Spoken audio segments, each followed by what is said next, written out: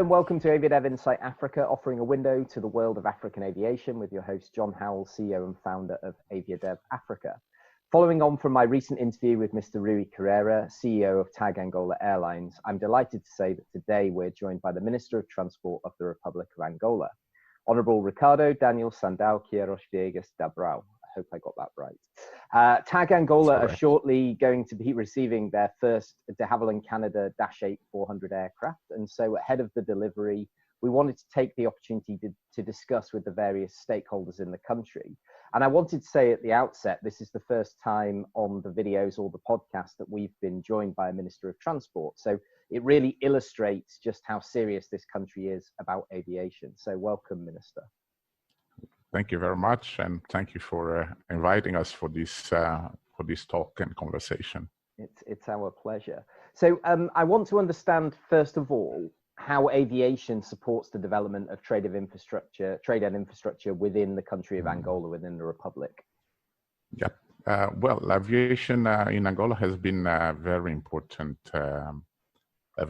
sector in the country. Even during the periods of war, aviation was critical to allow the transportation of supplies and goods and even people to different parts of the country.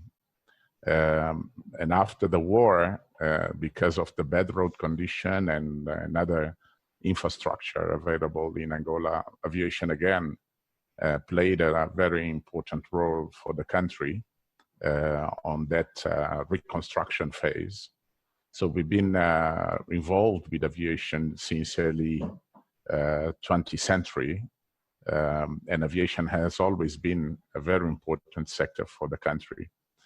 During the period of war, after the period of war, actually one of the first infrastructure that was rehabilitated after the period of war were actually the airports.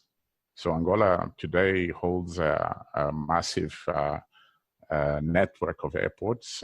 All provinces have specific airport infrastructure, exactly because of the need to take the supplies and move people around the country, which is not it's actually a reasonably big country, 1,200,000 square kilometers. That makes things very difficult to actually move and drive. So aviation has always been here.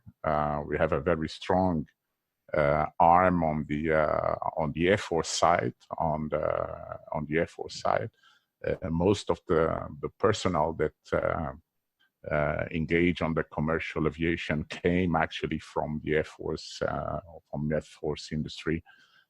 So we've been always supporting the strategy for development of the country with the aviation industry, and that's why we want to keep it as a very strong player and partner in the diversification process of the Angolan economy.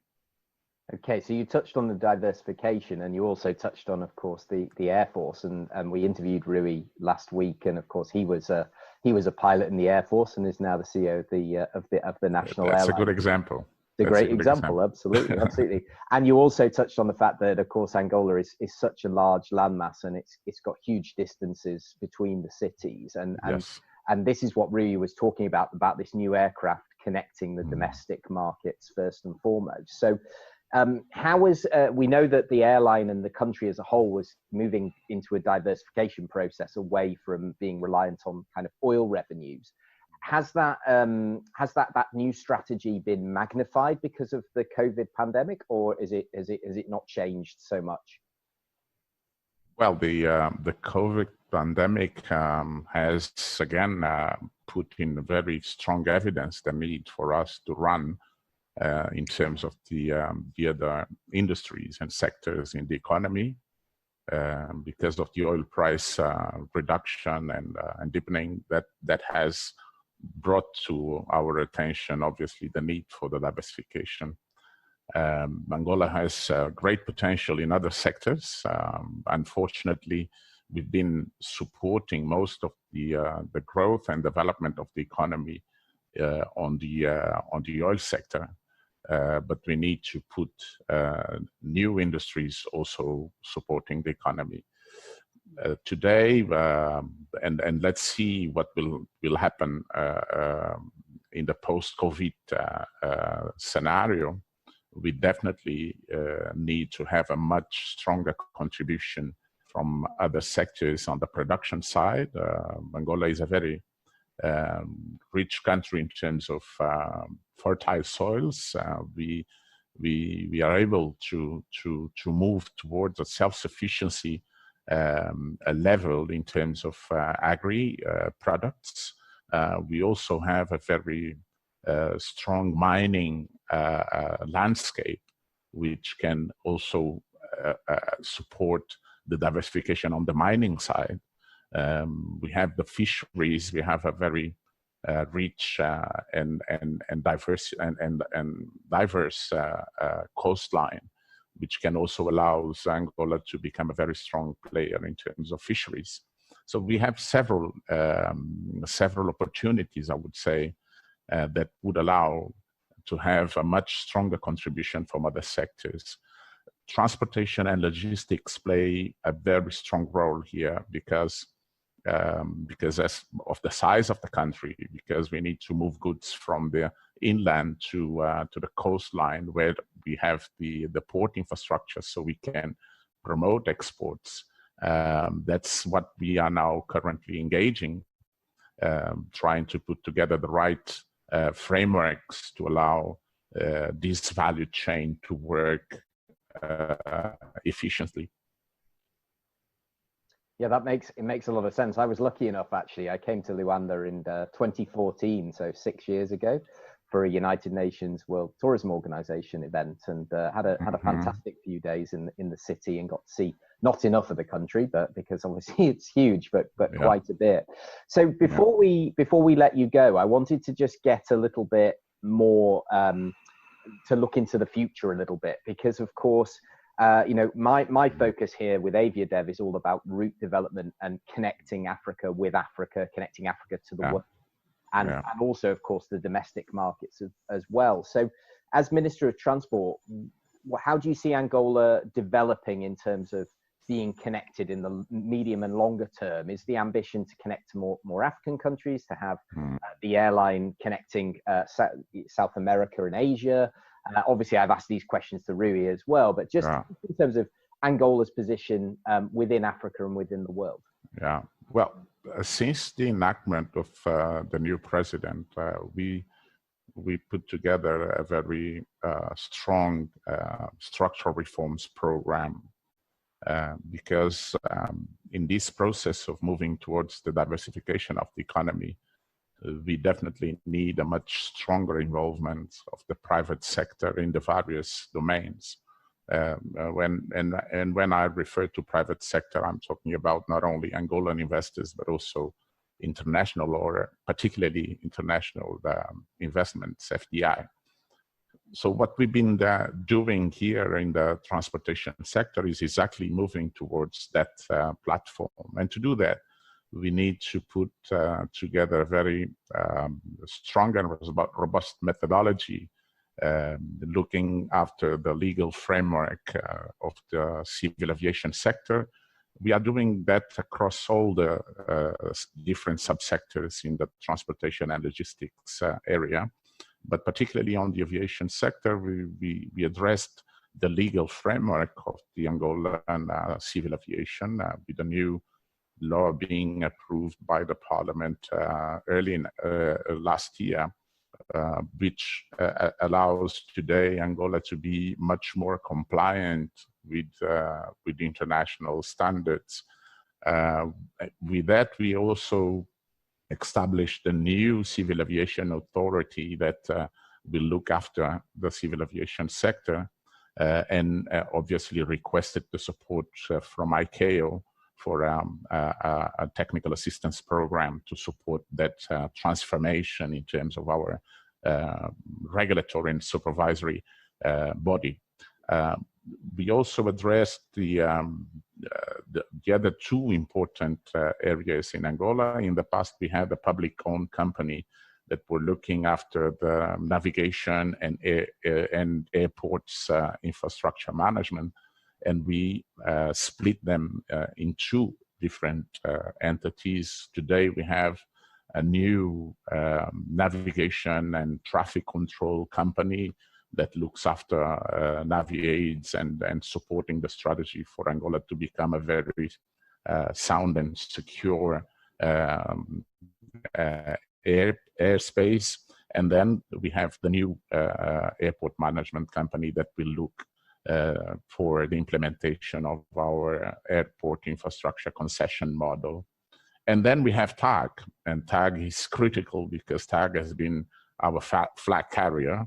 Angola, even before the COVID pandemic, and now more than ever after, in the post-COVID scenario, we definitely need the flag carrier, and that has been evident through the role that TAAG has been playing in this period. TAAG has been supporting the government, moving goods and equipment, personal protection equipment from different parts of the world, from China to Europe, even here in Africa. And that is important. I don't imagine what is happening to countries that don't really have that possibility. So TAAG is being very important for the government, supporting that strategy to prevent and fight against the pandemic. Moving ahead and knowing that we need to continue to have this very strong company.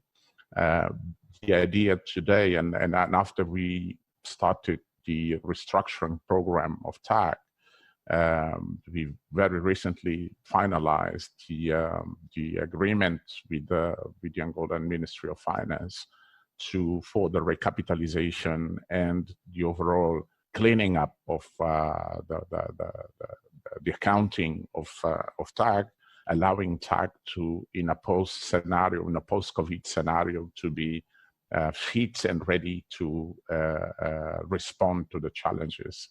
And with that, and the government also established an economic supporting plan for the companies and the corporations, exactly to allow them not to be too much disrupted because of the pandemic. So TAAG, and the idea here was to support not only with liquidity facilities to support the activity or the lack of activity, but also allowing a part of the investment to be completed.